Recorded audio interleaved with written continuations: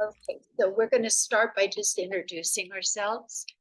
I'm Chris St. Clair, and I'm standing in or sitting in for John, who is in the Eastern Sierras in a place called Seven Lakes up behind Big Pine, California. And he loves going there. And this year they had to put off 1 month their trip because there was too much snow to set up camp last month. So that's why he's not here today. Snow. I'm Barbara Rugeley. I live in Claremont, and I have a story to share. Oh, and I'm Catherine St. Clair. I am just turning on the Zoom for my mom.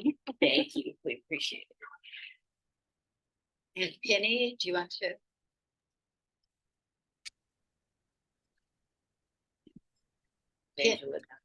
Penny, would you be willing to introduce yourself? Oh, I'm Penny Post. What do I say? I live in Hingham, Massachusetts, formerly of West LA. Thank you. Angela? And I'm Angela Lloyd, and I did a house concert at Penny Post House many years ago. And I live in Victorville, California. Okay, thank you. And who has a story tonight? Who would like to start? I have a story. I don't have to start, but I have a story. I have something, and I do not want to start, please. I have a little tiny story. You want to start? I could do more later, but but this one is a good breaker, I think, starter. I found it in my files as I was trying desperately to downsize and mostly failing. It was a story I got from Barry Siegel, whom some of you may know who lives in Alta Pasadena. And it was a story I got from him 30 plus years ago. There were two islands not far apart. One was the island of Brevity, and the other was island Ontulong. You know, when people speak Ontulong. But they rumbled along as neighbors across the water for many years. And then the island of Ontulong had a famine. And as the crops dwindled and the people got hungrier and hungrier, somebody finally said, maybe we should ask the island of Brevity for some help. Would someone be willing to go there as an envoy? And somebody said yes, and he went to the island of Brevity. He said, my people are starving. It started here and it went to there, and he went on and on and on. And the people of the island of Brevity did not even understand what it was he wanted. So they sent him home. Well, the famine became worse. And as it got worse and worse, the people said, we have to ask for help. We have to ask for help. Would someone else be willing to go? So another messenger was sent, and he had an empty rice bag under each arm. And when he got to the island of Brevity, he said, my people are starving. Here are 2 empty rice bags. Please fill them. And they did.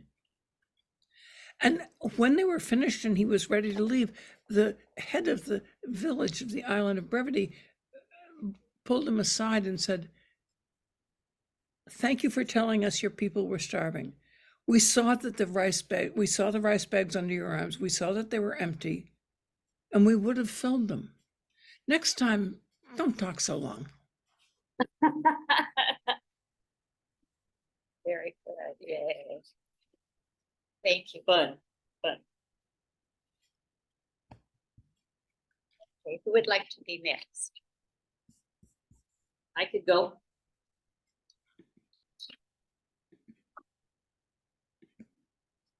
Have to get dressed.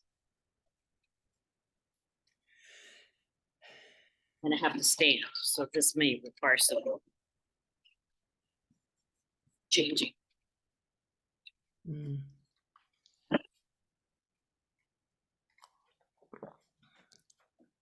Ew. How's the light? Mm.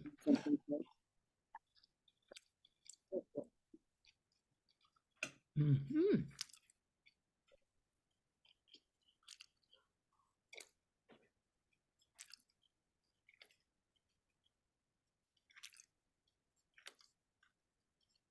How's the light, guys?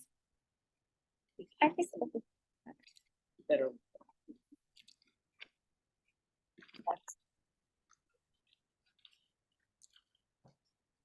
If I could do my chair, I was tired of this.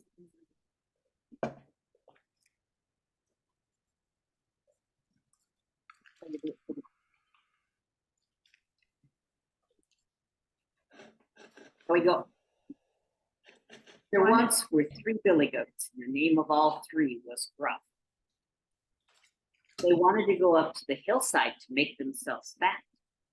But to do that, they had to cross a bridge over a burn deep down underneath that bridge in that deep, dark water. There was an ugly troll. Eyes as big as saucers and a little pink nose. My puppet doesn't fit my story. The first little billy goat to cross the bridge was the littlest billy goat Gruff, and he made a sound like this: trip, trap, I want to get that. Trip, trap, I want to get that. And from deep underneath the bridge roared the troll. Who's that tripping across my bridge? Oh, it is I, the littlest billy goat Gruff, and I'm going up to the hillside to make myself fat. The troll says, oh, no, you're not. I'm coming to gobble you up. Oh, don't take me. I'm too little that I am, but my brother, bigger. Billy goes for breakfast, Billy goes for lunch. I love billy goats to munch, munch, munch. But a bigger billy goat would make a better lunch. Very well then, be off. And off went the little billy goat. Now, the second billy goat to cross the bridge was the medium-sized billy goat. He made a sound more like this: trip, trap, I'm gonna get that. Trip, trap, I'm gonna get that. But from deep underneath that bridge, you know what happened. The troll roared, who's that tripping across my bridge? Oh, it is I, the medium-sized billy goat Gruff. I'm going up to the hillside to make myself fat. Oh, no, you're not. You know, say, oh, no, you're not. I'm coming to gobble you up. Oh, no, please don't take me. I'm too little that I am still. But for my brother, he's much bigger. Very well then, be off with you. And off went the little billy goat. Trip, trip, trip. Now the third billy goat across the bridge was the biggest billy goat Gruff. He made a sound like this: trip, trap, I'm gonna get that. Trip, trap, I'm gonna get that. But you know what happened? Deep underneath that bridge roared the troll. Who's that tripping across my bridge? It is I, the biggest billy goat Gruff. And I'm going up to the hillside to make myself fat, he said in his own big gruff voice. But the troll said, you know what he said: oh, no, you're not. I'm coming to gobble you up. And the biggest billy goat said, very well then, come along. I've got 2 spears. I'll poke your nose and pierce your ears. I've got besides 2 curling stones, and I'll bruise your body, rattle your bones. And he flew at that troll, bumped him off into the burn. Blub, blub, blub, blub. That old ogre was never heard from again. Those 3 billy goats, they went up to the hillside. They got so fat they couldn't scarcely come home. And that's the story of the 3 billy goats. And I'm glad to have a third person come in and join us. Ah,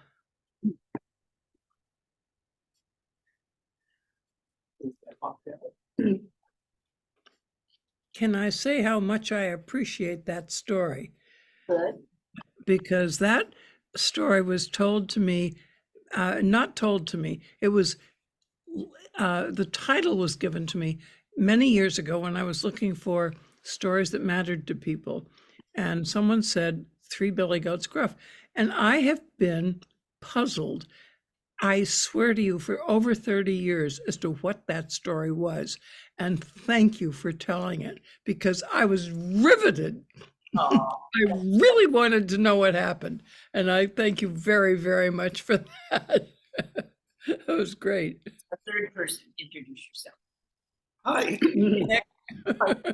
I'm Nick Smith, and I got here late because the food was just too good at the Thai restaurant. Good for you. The real reason was because the train got held up by mysterious circumstances, and I didn't want to skip dinner at the Thai restaurant. There you go. So it's much more obvious. Understood. I think Angela has a story. Nick, did you read the story? Sure. Good. So either Angela or Nick might be next. Oh, that Angela. She And well, and yeah, what I'd like to do is tell a short one and then tell another one a little later if I could. Oh, let's do. Could I just tell a little one now? Okay. Yeah. And I want to welcome Adrian. Hi, Adrian. Adrian's here. Yahoo! I'll be back in a minute. I just have to straighten out this stand. And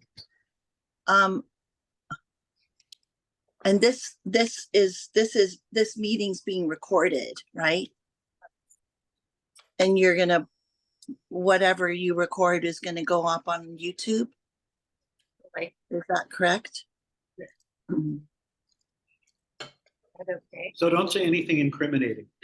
Well, I was wondering if we have a choice, like, could we stop the recording and then turn it on again? Or is that too big a question when John's up on a mountain? We have our Zoom posted. She said she could do that. You could stop it. So Yeah. Do you mind stopping it? Adrian wants to introduce, maybe Adrian wants to introduce herself and Nick. I think everyone knows me. I think it's Nick's story time next. Well, Penny Post is here. She's never met you. So, You. and Chris, excuse me for usurping your duties as host. Oh, I'm glad to share. Penny and I have met on previous Zoom calls. Yeah. Well, introduce yourself anyway, would you, Adrian? Oh, okay. Hi, I'm Adrian. I'm out here in Riverside, so I'm a little bit of a hike to get in. So it's nice to be able to see y'all online. So yeah, and I've been in the group for, gosh, what's it been now? 12 plus years or something like that. Yeah. So Have you a story for us tonight? not at the moment. I was looking at one that I was thinking about, and I need to decide if it's short enough. So keep moving forward.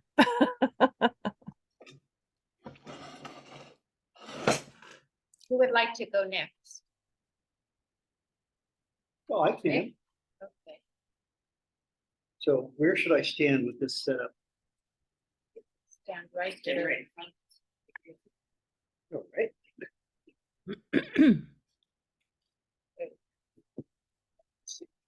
There, now I'm in the picture. All the way up to my head. Yeah, oh, this should be. Does it need to be a little higher? No, it was fine. Nick, you want to introduce yourself before you start? Sure. My name is Nick Smith, and I've been a member of this group for a long time. Anyway, I ran across this because it's a story and it's history. And, well, you see, parts of history people only know because they've seen it in the movies. And this is about one of those characters that most people only know about because they've seen him in a famous movie. The movie was called Butch Cassidy and the Sundance Kid. But Butch Cassidy and the Sundance Kid were very real people. And there were stories about Butch Cassidy even during his lifetime. Because even as, train robbers and bank robbers and payroll robbers go, he was something of an unusual character. And this is an example of the kind of stories that were going around while he was still around. You see, it was a mining town.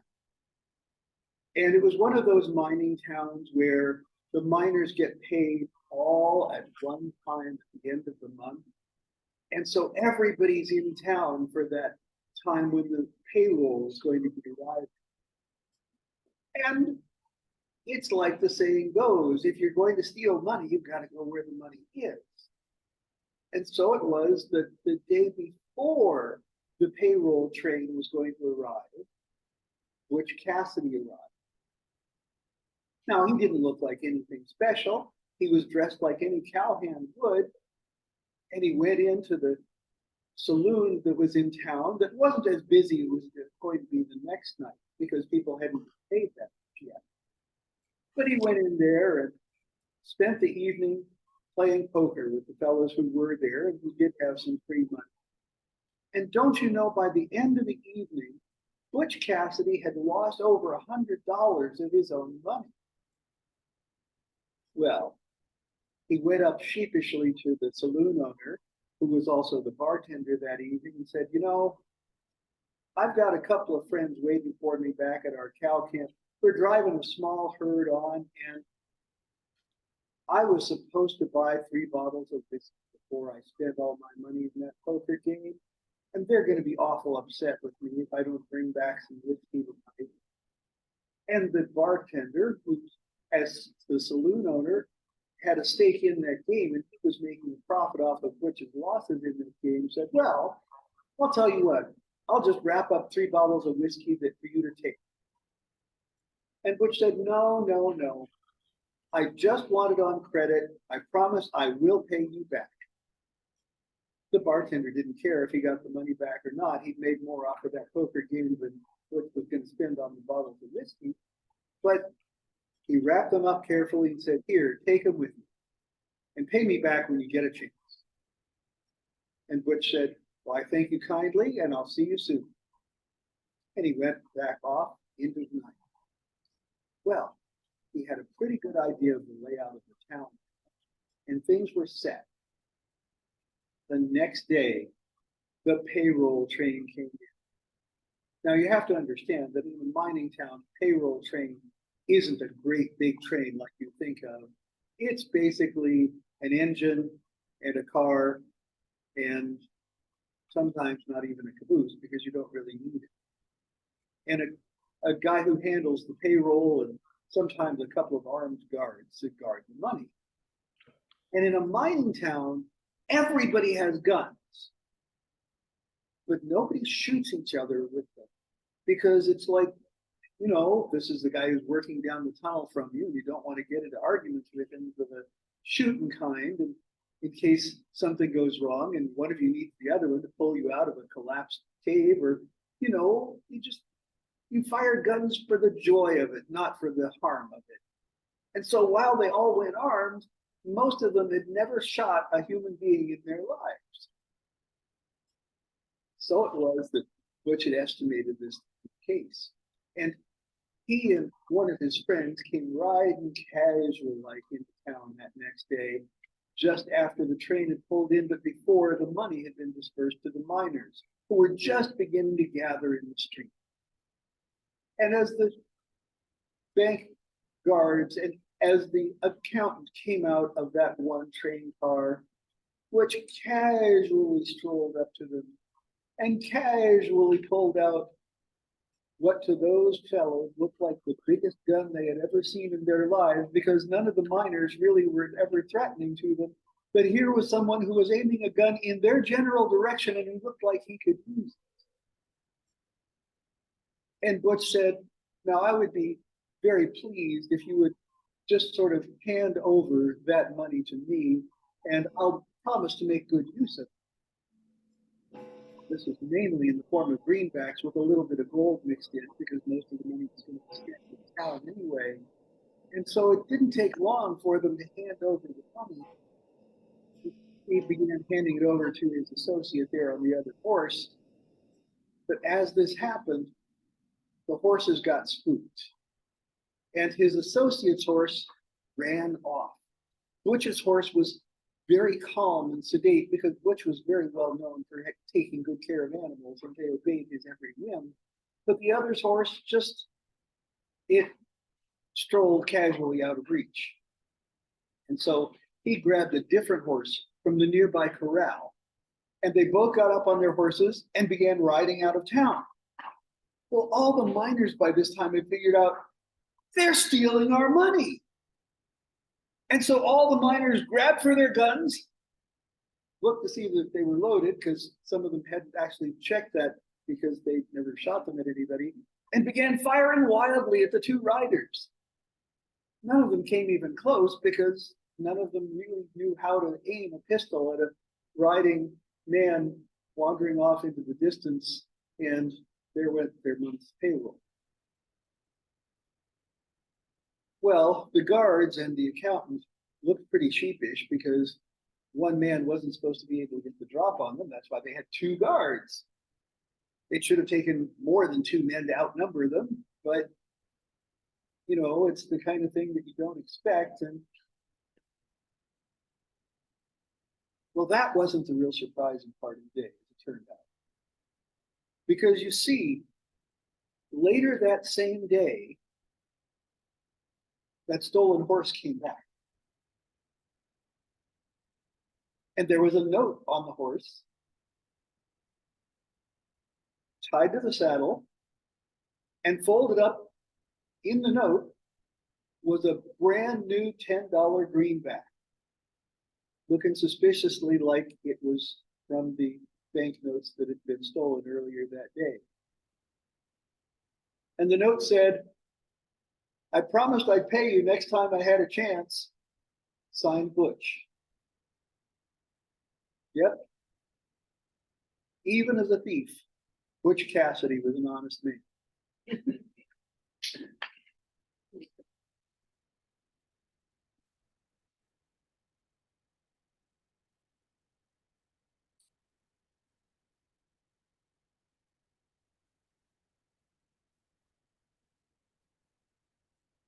Do we have any more stories? Well, we've got Angela's postponed one, and there may be one from. Yeah, Angela has another one to tell. Go for it.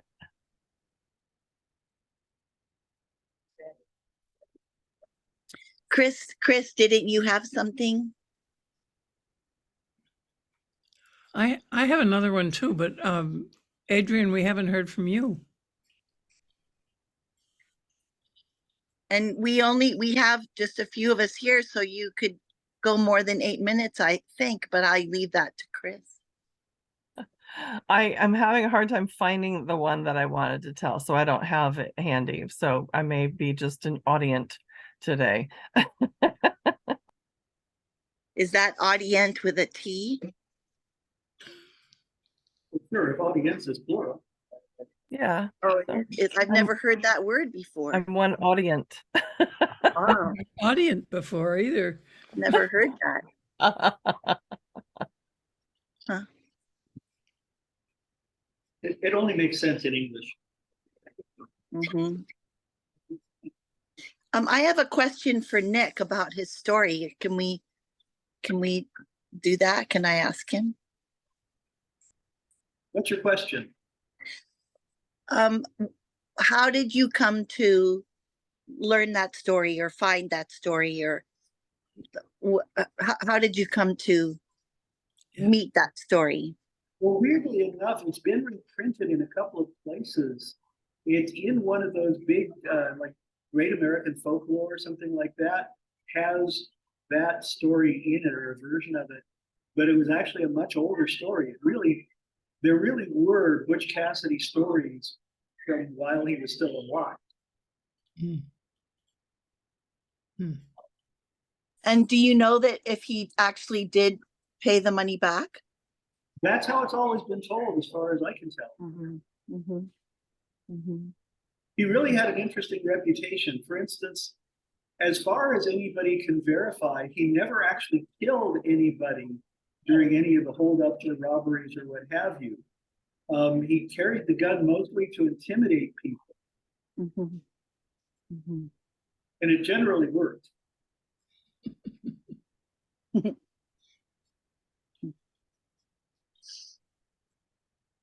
Well, I had just a little story that is connected to our storytelling group that is related to 9/11, and it's okay if this is recorded. In 2001, on 9/11, I had arranged to travel down to Claremont and spend an evening with Dorothy Chase. We had arranged it maybe a week or so before. And so I made my way down there on that evening. And when I got to her house, I don't remember her getting up to come to the door. So I think I maybe knocked and came in, because what I remember was she was sitting in a really comfy chair in the living room, sort of the den area of her home with Charles. Charles had passed away, and there was a low light on in the living room, and she was looking at the television and watching the replay of the planes hitting their targets. And Dorothy was really quiet, and she said to me, "Today is Charles and my wedding anniversary, 9/11. I don't know what year."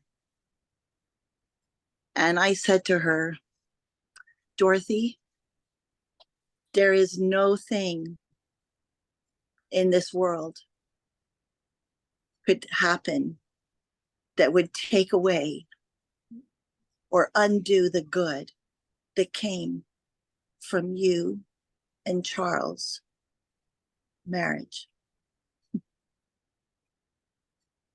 And we just sat together, and I've always thought of that evening and thought of that event that happened in their lives so many years ago. And I really think of that, knowing that is a salve, something to balance what happened that day. So that's to Dorothy and Charles. We could raise a glass to Dorothy and Charles and their wedding anniversary. You can have a sip.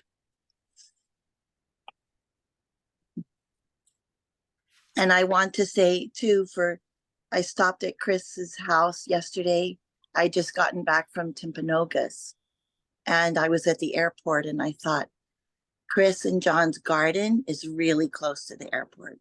And so I called her and I asked if she had anything in her garden that I could bring up to Victorville. And so I met Chris at the house, and she had fresh green beans, which we cooked tonight in just enough hot water to make them bright green and crispy. And she sent me home with tomatoes, and we had those in our salad. And she sent me home with these roses from their garden, which is the first time we've had cut flowers in our trailer, which is lovely. and also lemongrass herbs, long branches, and those are in a jar of water across the way.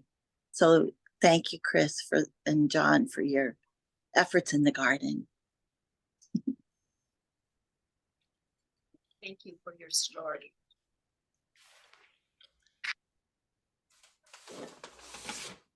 Well, I do have a little one, if there's that I found. So, I've been having a lot of late nights in a lot of the consultations that I've been doing online. And so one of the ways in which I sort of de-stress is enjoying cat videos on YouTube. And so I stumbled on a website that had all sorts of fearsome creatures in it. And one in particular that I thought that really captured my imagination was the story of a Native American story of the southwestern cactus cat. So how many people may have ever heard of the cactus cat? Well, thousands of people spend their winters in the great Southwest, a land of deserts and mountains and fruitful valleys, of flat-top mesas, of pueblos, Navajos, Apaches, of sunshine, and the ruins of ancient cliff dwellers. It's doubtful, however, if anyone in 100 of these people have ever heard of a cactus cat, to say nothing of seeing one or spotting one among the cholla and the palo verde. Only the old timers know of the beast and its queer habits. You see, the cactus cat, as its name signifies, lives in the great cactus districts, and it's particularly abundant between Prescott and Tucson, Arizona. And it's been reported also from the valleys of the lower Yaqui in Old Mexico and the Koala mount-covered hills of Yucatan. The cactus cat has thorny hair, and the thorns being especially long and rigid on its ears. Its tail is branched, and upon the forearms above its front feet are sharp, knife-like blades of bone. And with these blades, it slashes the base of giant cactus trees, causing the sap to exude. And this is done systematically, many trees being slashed in the course of several nights as the cat makes a big circuit, as many as 80 trees in a night. And by the time it is back to the place of the beginning of the sap of the first cactus, it's fermented into a kind of mezcal, or sweet, very intoxicating. So this is sort of greedily lapped up by that thirsty beast, which soon becomes fiddlin' drunk and goes waltzing off into the moonlight, rasping its bony forearms across each other and screaming with delight.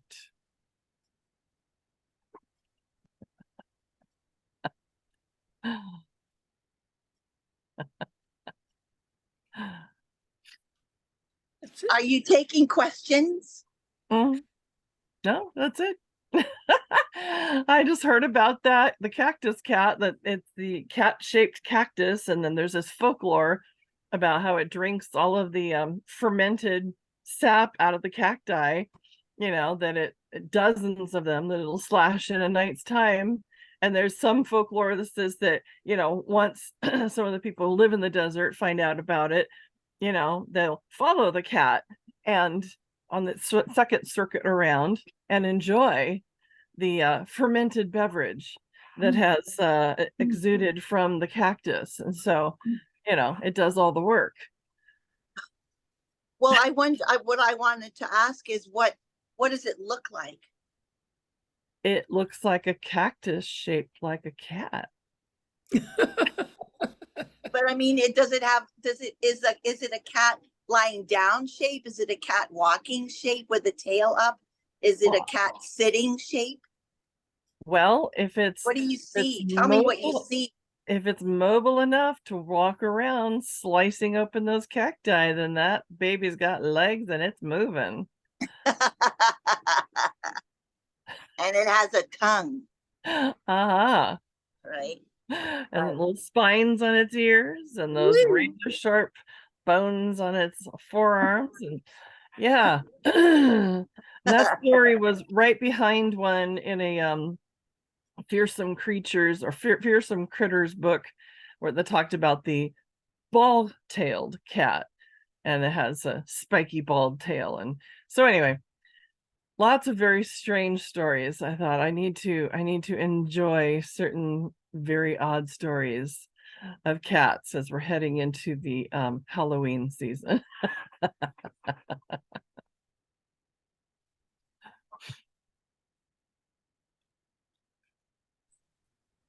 I don't know. Looks like there's musicians in the room next to where we are right now. They're quite loud. Can you hear me? Can you still hear me? Oh, we can hear you, but we can't. Yes. I can't hear them. Yeah, I don't hear any dishes or anything. Oh, So It's I have fine. a short story for you. Hey. Morning, as I was driving my children up Mount Baldy to go to school, we happened to be late, and so we missed the bus. And I was driving all three of them up to deliver them to Mount Baldy School. And I noticed on the far side of the road, there was a dead animal. And I was in my very compassionate state of being at that time of my life. And anytime I saw an animal like that, I would take them off the road and put them on the side of the road, much to my children's upset. And so as it was, I dropped the children off and I started back down, and I pulled off just before where I had seen that animal. And I took a plastic bag out, and I was going to slip my hand in it and then pick up the dead animal. And I did, and it was the strangest animal I'd ever seen. It had ringtail, and it looked kind of like a cat, but not quite like a cat. And I was carrying it back to my car to take it down the mountain, I think is what I was going to do. And the office secretary from the school drove down, rolled down the window, and yelled out, "That's my roadkill." Okay, you can have it. So she pulled off, and I gave her the bag with the, she said, "It's a ringtail cat." And nobody would believe me that on the mount there are ringtail cats because they're so elusive. Nobody ever sees them. And she said, "Now I'm going to take that one to a taxidermist and have it put in the school for the children to see that there actually is a ring-tailed cat that lives on the mountain, or at least this." Wow. And that's my story. Really? It really happened? It really happened. She ran over it. She didn't run over it. I don't know how. It was just somebody hit it on. She Claimed it as her. But she had seen it or heard Yes. somebody say it. It is a ring-tailed cat a domestic cat or a wild cat? Totally wild. Do you know any? I've never heard of one. I've heard of them, but I don't think I've ever seen them. Even in the zoo. Is it like a bobcat? Does it look like a bobcat, or how big was it, Chris? It's more like a big squirrel. Yeah, Oh, Yeah, small wildcat. like a small wild cat, Oh, okay. oh. but it was What cat, whiskers and all. what was the tail like? It was long and fluffy. 'Cause And I- what color was it? What? What color was it? Sort of gray. Hmm. We have some cats at our house that have rings on their tail. I don't know. Wow. Wow. They're crossbred. Here you go. Can you see it? Oh, That is a ring. wow. Wow, what a tail. Yeah. Oh my Wow. God, that's amazing. So, Almost reminds me of like a red panda or a lemur. none of Yeah, them are like that. lemur, stuff like that. Was it a baby? Tell us more. Eyes went. Full size. Mm. Wow. I admire you stopping to try to take. I did. I would make a She would prayer. say a over little them. prayer. Yeah. Oh, And Chris, how old were your children at that time? Elementary school. age. Elementary school. Why did you take Mount Baldy School? Oh, that's a long story too. John taught as a kindergarten teacher at a kindergarten school. And his partner, who helped him in the morning and he helped her in the afternoon, was the wife of the principal of Montgomery School. And our oldest child had asthma, pretty serious. Mm. He was little. And so she said, you can get him on the waiting list. Mm. And he could be out of the smog Ah. up there, and he could breathe and play with the kids. It would be much healthier. So when Wow. he was second grade, we started him up on Mount Baldy's and counts like 3 then. Anyway, as the children, his brother and sister got older, they got to go up there also because they were siblings, Mm-hmm. and they loved that school. Long commute. It was fun, but you know, I loved it because I would take time in the morning to go for a walk on the mountain. A lot of time. Wow. And how many years did they go to school there? All of them went from kindergarten, no, I left in sixth grade. what, 7th, I was there from first to sixth. 6th grade. Catherine Uh-huh. was there from 1st to 6th grade, Mhm. and the other two were about them too. They left and came back to Vina Danks, which is where John was teaching. Uh-huh. Worked out very nicely then. Mm-hmm. What was it like to go up that road for all those years? Well, a lot of times they caught the bus. I had Ah, They- okay, the Upland Library on Euclid. nice. It was really a good community of people. Mm-hmm. I'm wondering if Catherine, she doesn't have to be on screen, if Catherine would tell us what it was like to ride a bus up a windy hill. It was very bumpy. We were, And how many kids were on the bus? oh, it was pretty full. They didn't have enough kids in the village to fill up the whole public school of Mhm. like 80 some odd kids from kinder to 8th grade. And so they would bus us up to fill in the vacancies. And it was a great experience. Wow. I love hearing this story. I never imagined you driving your children up Mount Baldy to go to school. I've never heard such a thing. All these years I've known you. It's amazing. That's how I got started with weaving too. Huh. Because Poppy Stewart, who was in her 90s, I'm pretty sure by then, there was a weaving shed on Chapman Ranch land when the children went every Friday to learn how to use a compass and how to Little pot. cook on a wood stove, and it was just a wonderful experience all up there. Wow. Huh. Well, I'm wondering if we sometimes at our meetings, we have a prompt and everybody answers it. We didn't do that yet, did we? You have a prompt for We us? haven't done that yet. No. So I do have a prompt, and that is tell about your second grade, the classroom, the teacher. What do you remember about the second grade? And here's a little tip about that. Whatever you don't remember, please just make it up for us. So I'll go first, if I may. Is that okay? Yes, thanks. Is this for tonight? Yes, it's for tonight. It's a spontaneous topic. So and I'm leaving my camera off because I'm now outside in the dark and you can't see me. So you can just have my little face there.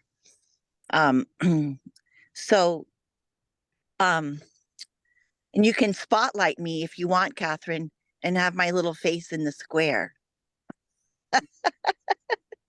It won't let me. It won't let you. Okay. So, second grade, I was living in Caracas, Venezuela, and my three brothers and I attended the British school, which meant that all of our teachers were from England, Ireland, Scotland, or Wales. And in second grade, my teacher was Mrs. Fletcher. And a little known fact is about 10 years ago, I was in touch with her briefly. So we were at the British school. I had attended the British school for kindergarten and first grade, and I'd been in a Spanish preschool prior. So now it was kindergarten, first grade, second grade. And behind me sat a young boy named Dickie Barrett. And I remember he had buck teeth and long, skinny legs. And he sat either behind me or in front of me. And we got into trouble all the time for talking too much. And what happened to us when we talked too much is she would take our little fists, our little second grade fists, and she would wrap the knuckles with a ruler. I don't remember it hurting, but she did complain quite a bit about us talking too much. And when I was back in touch with her briefly, I let her know that I earned my living by talking way too much. And then I'm going to just speed backwards very briefly. I found the evaluation written about me when I was in the Spanish preschool. I was 4. I found it in my mother's jewelry box after she died. It was 2 legal size pages in Spanish, and it was all about me. And I found it when I was 26, and every single thing they wrote in it was still true. So here's a couple facts about what it said. It said that I like to share my lunch. I always wanted to share my lunch. And in those days, it was not against the law. It said that I would not line up to go anywhere unless a particular boy was in the line. That's a beginning of codependency. It said that anytime there was stories or poetry or music, I was completely focused and I could remember all of it. I could say it again the next day. And it said that whenever it was time to clean up, I always told the teacher I was too tired. So, and I love that. And when I found it, it made me have a lot of respect for teachers who write progress reports for children. And in a progressive school, they write quite long, descriptive narratives about children. And they're very descriptive. They describe how the child, what they wear, how they look when they're sitting in their chairs, all of that. And I just always had a lot of respect for teachers who do that writing. And because the teachers who wrote about me were so dead on about who I was at that time and who I still was when I was 26, that I think teachers have an amazing way to see, and that classrooms and community have a way for us to show ourselves. The teachers and the assistants and the art teachers and the music teacher and the children and the administration. A school is a pretty good little petri dish to show yourself. And that is my little answer, which is way over 2 minutes. And I'll call on Penny. Actually, I'm Well, gonna okay. have to leave. I've got a client, so I'm gonna have to go. And I put in the chat a picture of the cactus cat, but I have to go. I have a student in about 2 minutes online. So bye. Lovely. Adrian, you have to call me, please. Okay. Thank Okay. you. Bye. Cactus cat picture. Look at that. Look at that. Let's see. Angela's story made me remember what I felt when I saw my mother, when my parents downsized 30 years ago. They sent me a scrapbook that my mother kept when I was born. It was a scrapbook journal. I don't remember the details, but I was very, very struck. I was first born. My father was an only child, and my mother was the older of two sisters, and neither of my grandparents could have children, grandmothers could have children again. So I was very, very, very much looked forward to. And my mother recorded me and what I was like in excruciating detail for the first 2 years of my life. And I was flabbergasted to see how some of her descriptions of me were still true. Mm. It was really amazing. She said, when I was, I'm not prepared for this, so hey, it's right off the cuff.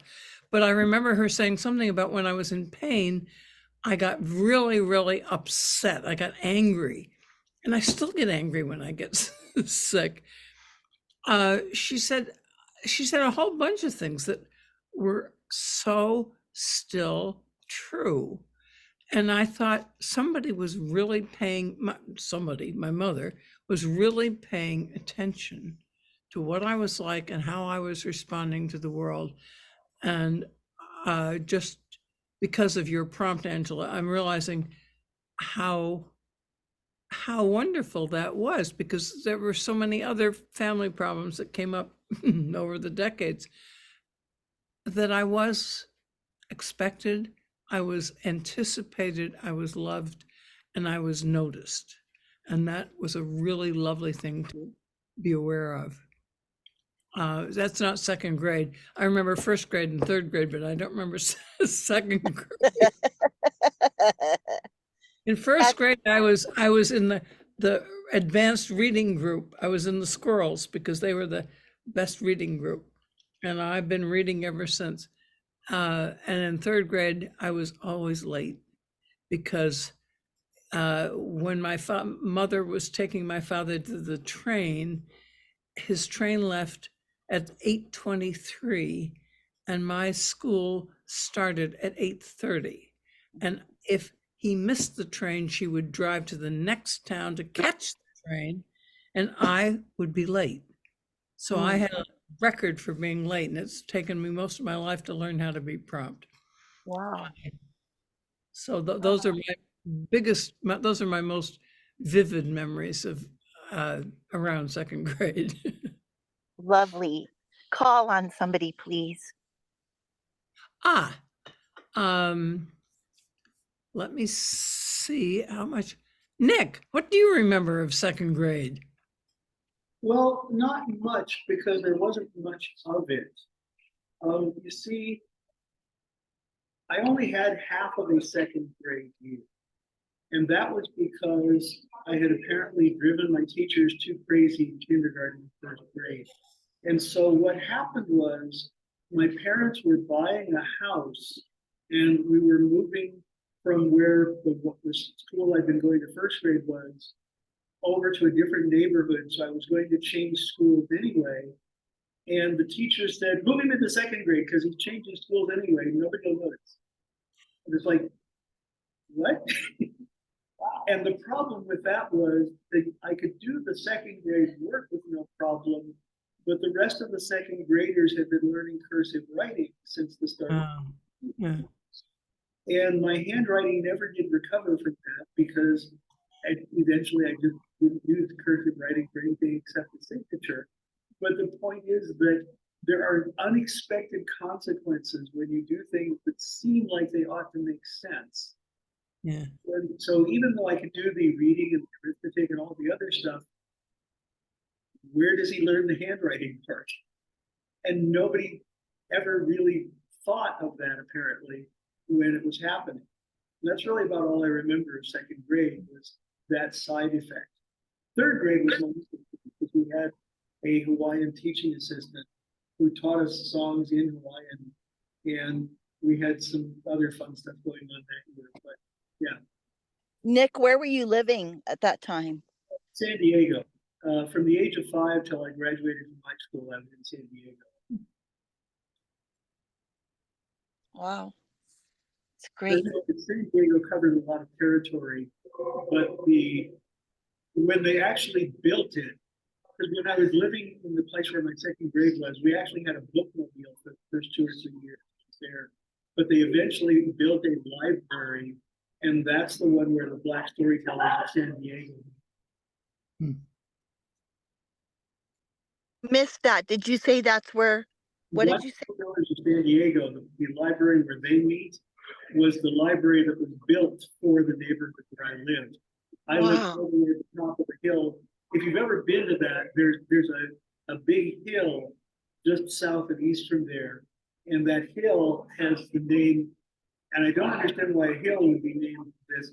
The hill is named Valencia Park. Yes, it's a hill.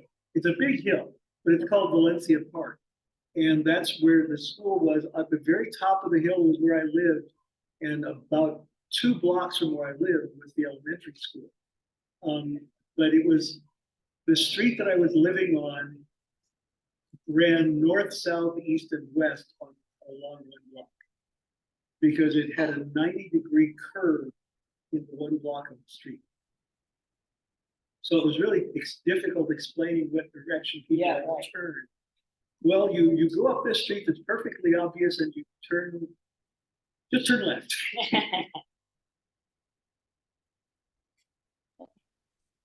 Wonderful. Call on someone, Nick, please. How about Chris?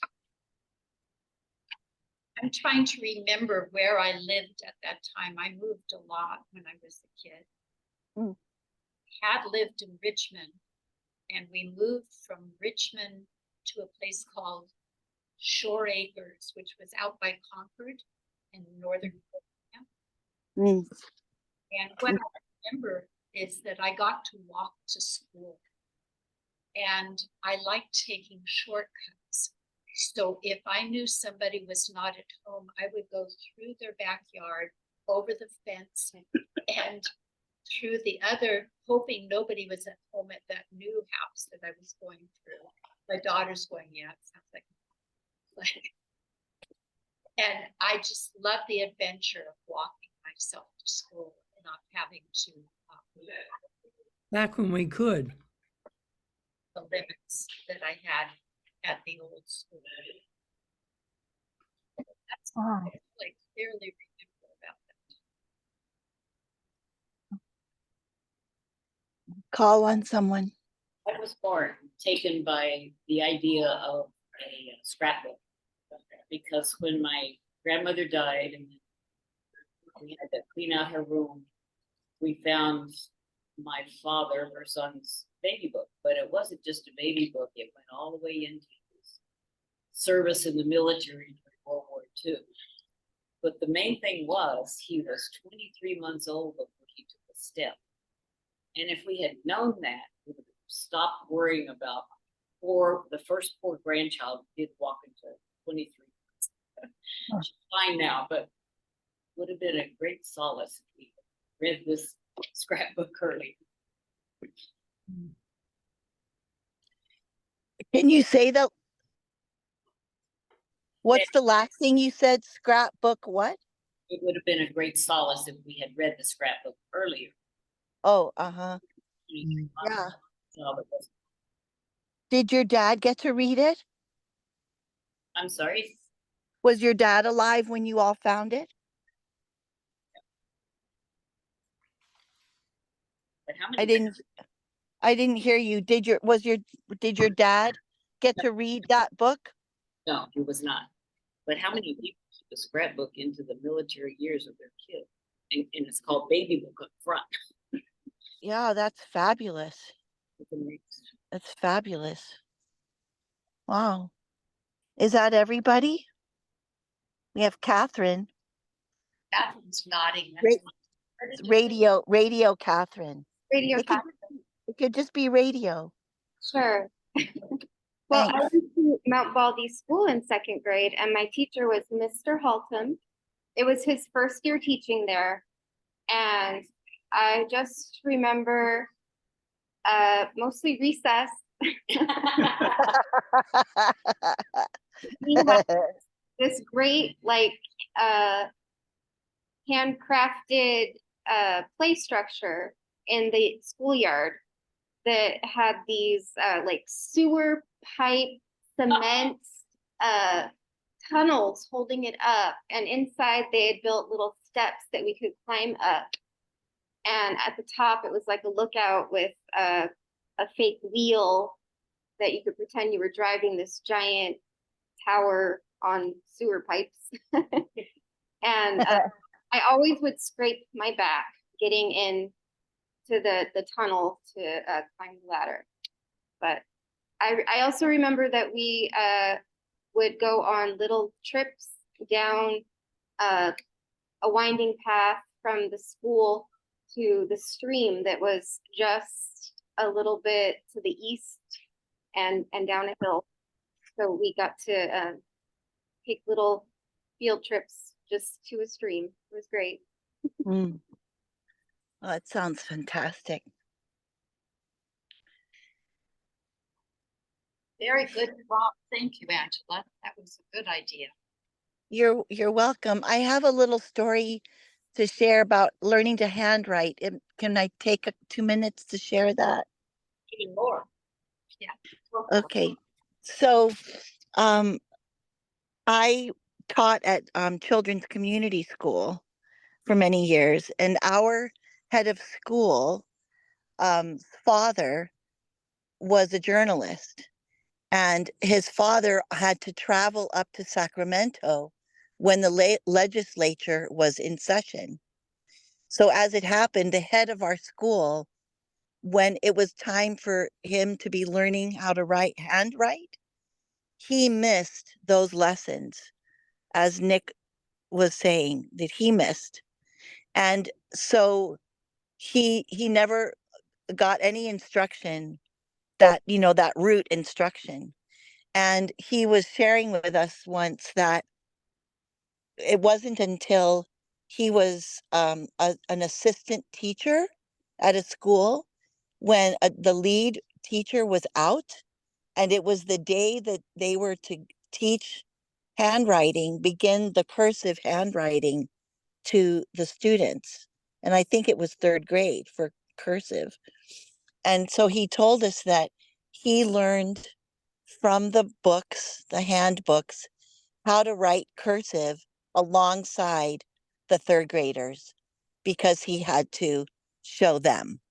And so he went through that elementary learning, those loops and lines right alongside the students. And I've always just thought that was a wonderful story. Just kind of fabulous. Can I piggyback on that one? Sure. You were, I was riveted by the fact that both you and Angela and Nick talked about this happening in first, second, third grade. And I'm playing back my father's history because he was born in 1910. And his handwriting was atrocious. It's still a challenge for me to read some of the things he wrote, letters and so forth, because it was so bad. And I'm realizing that he was 8 years old in 1918. And what the heck was going on with the schools for kids in cursive writing then? And it was just a fascinating insight because I'd never thought about that. I also knew it was a family lore that he had been a natural lefty who was forced to use his right hand, which was the other problem. And one of his children is in fact very left-handed. Anyway, it was interesting. Thank you. probably more to do with his handwriting than the time period, because most of the teachers in 1918 would have been women. I'm sorry, I couldn't hear that. I'm having a lot of trouble with the electronics. Most of the teachers in 1918 would have been women, so it wasn't like they were going off to fight in World War I or something. But if he was, Uh, yeah, but teaching was different back then.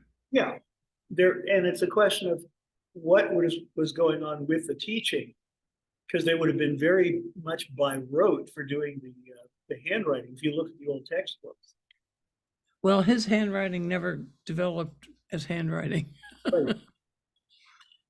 It just sort of, I mean, I have a lot of his copies of his, I mean, I have a lot of the letters that he wrote to his parents and a few that he wrote to my mother during World War II.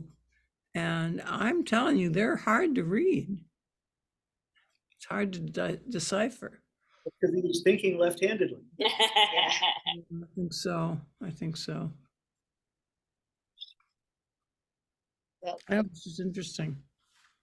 Are there any announcements that people need to make? Actually, I have one, Yeah. because it connects to one of the stories that Angela told. Because the Folk Music Center and Ellen Harper are being honored at this year's Folk Alliance Region West Conference in Woodland Hills.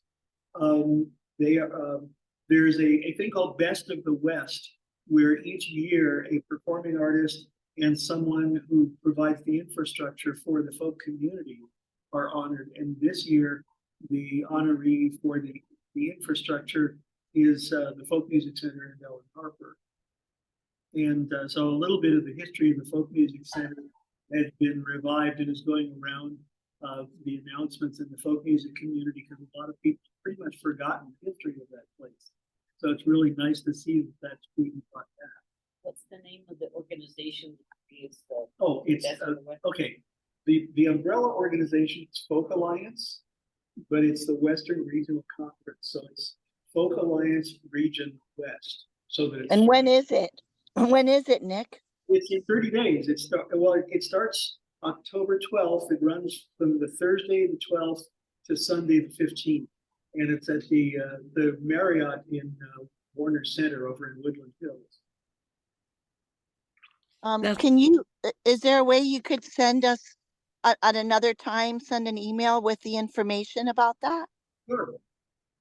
I'd love to know about that. It's back. Yeah, so no problem. I can send that over. I will actually be telling a story, but that'll be on Thursday night, because the other announcement is I'm part of this arts project that has been going on for several years. And the idea was that each of the threads of this project would start with a song, and then the song would be handed to somebody else who is an artist in some other medium. And so a lot of them were visual artists, and then whatever came out of that would be handed back to somebody else. And so some of these have gone from song to piece of artwork to story to, in one case, in two cases, cooked foods. Because one of them was brownies, and I forget what the other one was. And so some of these have bounced back and forth. And so I've created 3 original stories for this based on other work in different media. The one that I'm proudest of is one that inspired a cartoon. So it started out as a song, went to a photograph, I turned it into a story, and a cartoonist turned the result of my story into a delightful cartoon that really was the part of the story that I did. But Wow. when I asked to do another original story, I have to choose something from the 23 threads that started this thing. I have to choose something to take inspiration from out of these. And that turns out to be the toughest challenge, because the guy wouldn't let me start a 24th thread. He said 23 was enough. So I'm going through that right now, and we'll be creating a story to perform at the conference for the Okay, here's the other part that I have to explain. The simple part of these conferences is a little bit like the big parts of an NSN conference. But in addition, there's stuff. Imagine the fringe events at an NSN conference going completely wild and lasting till 2 in the morning. Oh, gosh. And so Thursday night, Friday night, and Saturday night, after all the official stuff, people break up into individual hotel room sized showcase events, and people continue to do stuff till 2 in the morning. Wow. So I'll be performing from somewhere after 11 p.m. on Thursday night. It is, but it's exhausting. I was gonna say, You have to build up your energy for it. very challenging. And are there open mic possibilities or round robin musical things at all, or is everything in place? Yes and no. If you sign up in advance, there's lots of stuff like that. The night before the conference starts, there is an open mic thing happening at one of the venues on Ventura Boulevard. But I would have to look up which one. It's someplace near Woodland Hills. And that one is an actual open mic. All through the daytime parts of the conference, you can sign up to perform just one song or things like that on a particular stage that's for that purpose. But you have to do it in advance because the slots actually fill up on the year. And Well, then, okay, will you send us that stuff tomorrow? I'd really like to look into that. I will do it. It may not get to you till Friday because I've got to filter it by John because I don't know if I've got everybody's emails. Okay, You need to okay. Friday. Um, Send it okay, when he gets back. I have a couple announcements. Mm. So the NSN has a special interest group called Youth Educators and Storytellers. And we're about 100+ members strong in that special interest group. And I'm the chair of the board for that group.